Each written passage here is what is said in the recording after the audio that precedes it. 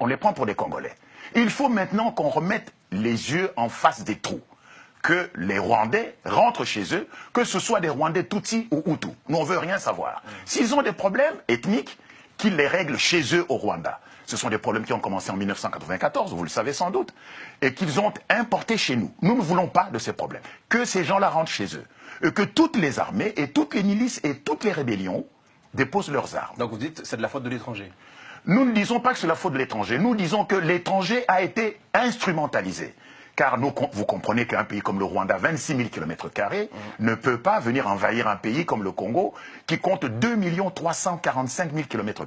Donc, les Rwandais ont été instrumentalisés par certaines multinationales bancaires, pétrolières et minières. Nous disons à ces gens-là, pourquoi passez-vous par le Rwanda et par l'Ouganda? Vous voulez dire qu'on déstabilise le Congo pour pouvoir voler sa richesse? Exactement, exactement. Donc en RDC, c'est ce qui se passe selon vous? Mais le Congo est un véritable... Vous savez que le Congo est un enjeu planétaire aujourd'hui. Le Congo, son sous-sol recèle 75% des réserves mondiales de coltan, la colombo-tantalite. Et sans la colombo-tantalite, il n'y a pas d'industrie électronique, il n'y a pas de GSM, il n'y a pas de sous-marin nucléaire, il n'y a pas de bombardier stratégique. Donc le contrôle du coltan du Congo, n'est-ce pas, conditionne la puissance des nations ici. Donc, nous disons à ces gens, à ces industriels, à ces banquiers, ne passez pas par le Rwanda ou par l'Ouganda.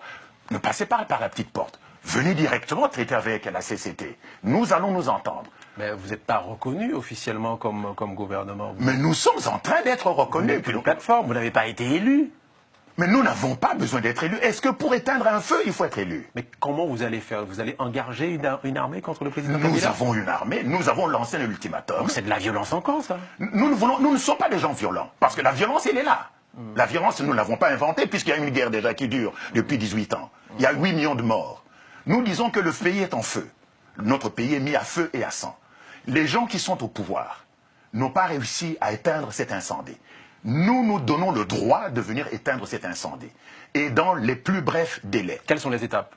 Il n'y a pas d'étape possible. Les étapes, donc, on n'a plus de délai. Il n'y a plus de délai. C'est-à-dire que nous nous sommes fixés un ultimatum. Si cet ultimatum est dépassé, nous marchons sur le pays et nous prenons le pouvoir. Quelle est la date de cet ultimatum? Je ne peux pas vous la donner ici parce que ce sont des dates qui dépendent de nos forces armées. Qui attendent que le pouvoir politique, c'est-à-dire le gouvernement de transition... Donc vous voulez dire que le pouvoir en place, le président en place, Joseph Kabila, il est au courant de cet ultimatum? Qu'il soit au courant, qu'il ne soit pas au courant, cela ne nous regarde pas. C'est-à-dire qu'il sache qu'il n'est plus légitime. C'est-à-dire... Pourquoi il ne l'est pas? Parce d'abord, il n'a pas gagné les élections de 2006 et de 2011. En 2006, l'élection présidentielle a été gagnée par Jean-Pierre Bemba, qui se trouve aujourd'hui en prison, n'est-ce pas, à La Haye. Et l'élection de 2011, qui a été organisée le 28 novembre 2011, a été gagnée par Tshisekedi Mulumba. Eh bien, il a quand même fait un coup d'État, c'est-à-dire qu'il a totalement violé la Constitution. Et aujourd'hui, celui qui a gagné les élections se trouve en résidence surveillée dans une commune qui s'appelle Limete. Et c'est lui maintenant qui prend le pouvoir. Donc aujourd'hui, en fait, nous avons deux chefs d'État au Congo.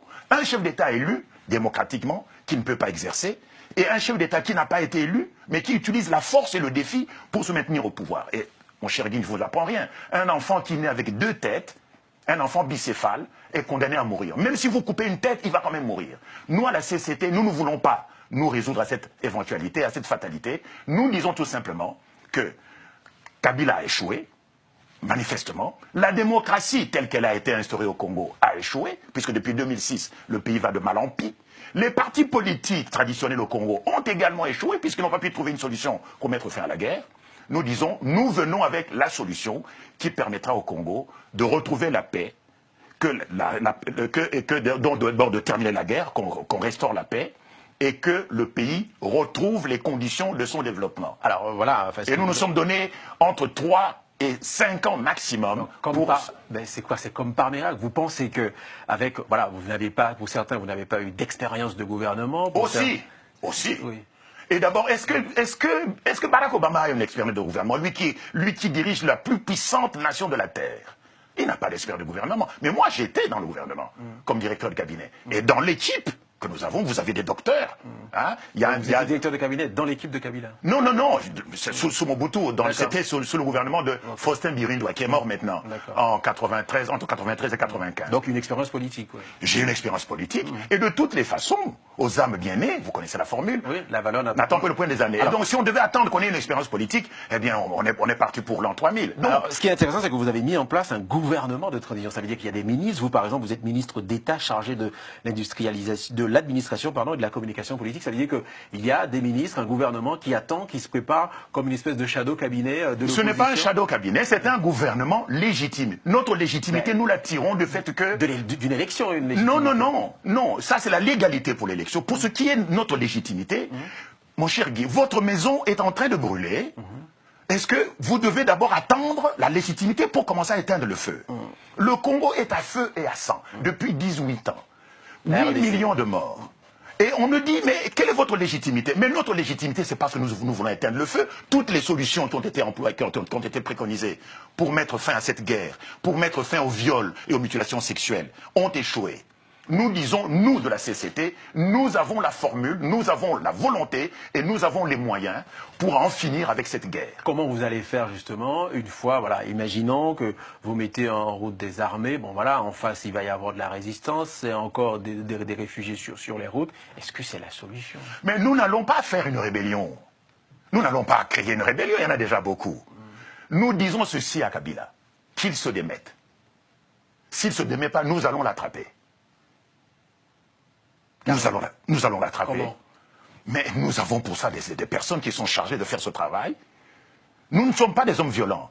Nous disons aujourd'hui, si Kabila a un tout petit peu de considération pour les Congolais, s'il lui reste encore un tout petit peu d'amour pour ce peuple, puisque maintenant il est avéré qu'il a échoué. Cela fait 12 ans qu'il a dirigé ce pays, de la façon qu'on connaît. L'échec est patent et total. Qu'il s'en aille et nous allons le remplacer. S'il ne s'en va pas, nous allons le chasser par la force. Quel relais avez-vous sur place justement pour mener cette politique? Quel relais? Où ça? À Kinshasa? Oui, à Kinshasa. Nous avons des ministres à Kinshasa, mais leurs noms ne figurent pas sur la liste, pour des raisons évidentes. Hein, nous craignons qu'ils soient persécutés, liquidés parce qu'il en a l'habitude. Ces forces armées dont vous parlez, elles sont où? Mais elles sont sur place à Kinshasa. Vous savez qu'à Kinshasa... Ils sont armés, entraînés? Elles sont armées, elles sont entraînées. Vous savez que Kinshasa... Je vous ai dit qu'il y a 50 armées différentes au Congo. C'est devenu un supermarché aujourd'hui. Et je n'ai même pas cité les rébellions et les milices. C'est des Congolais, des mercenaires, c'est qui? Ce ne sont pas des mercenaires, ce sont des Congolais. Nous avons, même au sein des forces armées de la République démocratique du Congo, nous avons des partisans, nous avons des personnes qui nous attendent. Qui attendent tout simplement qu'on leur donne le go pour qu'ils fassent le travail auquel ils ont été assignés. Donc vous pouvez aller jusqu'à faire quoi? Renverser le président? Mais le président va être arrêté. Il va être arrêté. OK? Et le régime va être liquidé. Et puis nous allons commencer la transition parce que pour la première fois dans l'histoire du Congo, à la fin de la transition, et je vous signale qu'à la fin de la transition, aucun ministre du gouvernement ne sera autorisé à se présenter aux élections.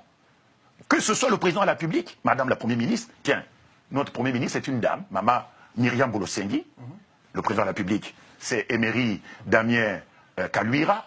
Donc, ni le président de la République, ni Madame la Première ministre, ni les membres du gouvernement, personne n'est autorisé à se présenter aux élections qui mettront fin à la transition. Et donc, pour la première fois dans l'histoire du Congo, ça fait 53 ans, on va assister à une remise et reprise entre un président sortant et un président rentrant. C'est quand même merveilleux. Pour la première fois, il faut absolument que la politique au Congo soit enfin apaisée. Mais en attendant cette période, nous n'allons pas juste attendre que la transition se passe. Nous avons un certain nombre de projets et de programmes que nous allons mettre en œuvre pour vraiment préparer cette transition. Eh ben voilà, c'est ce qu'on vous souhaite. Enfin, c'est ce qu'on verra en tout cas, ce qui va se passer si vous dites voix. En tout cas, merci Monsieur Dieudonné Kwebe Kimpele d'être venu jusqu'à nous pour présenter donc la coalition des Congolais pour la transition. C'est la fin de cet entretien du jour. Merci à vous. Oui, mais j'aimerais juste un petit mot, mon cher Guy. Il faut savoir, je dis pour les Congolais, puisque vous êtes reçus... 30 secondes. Oui, vous êtes reçus au Congo notamment.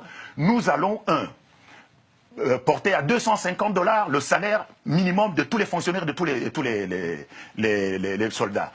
On va libérer tous les prisonniers politiques. La diaspora sera autorisée à voter. Tous les exilés seront graciés.